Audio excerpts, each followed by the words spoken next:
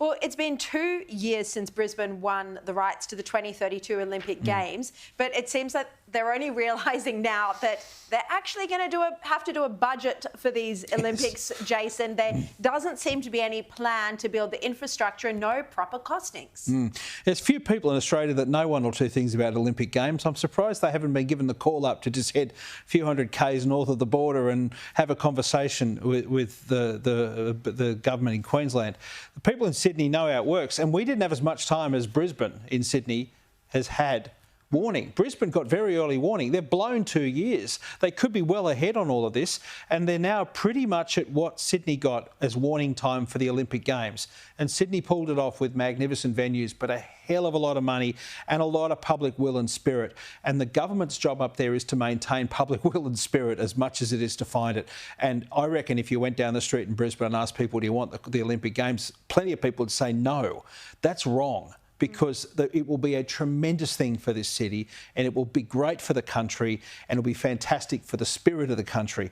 And, you know, I can't believe we're umming and ahhing about this. I really can't. Even in tough times, we'll find the money for this because it's important. Yeah. I mean, I just remember the excitement when Antonio Samaranch announced that Sydney was the winner of the Olympic Games, and, you know, everyone stayed up till 4 a.m. to watch the announcement. You say it, I get chills thinking about it, because it was an amazing moment.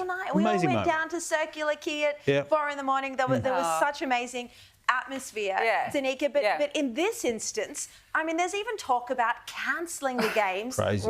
And they're ignoring the independent review's recommendations. I mean, Queensland Premier Stephen Miles is nowhere on this. He's been nowhere for a long time, let's be honest, Stephen Giggling Miles. But I just wonder, who exactly is he getting the advice from? If he's not taking on board the independent recommendations to try and cut the costs here, who is he trying to appease? His union mates? Is that the problem here? But we saw what happened, of course, when Victoria, for example, cancelled the Commonwealth Games.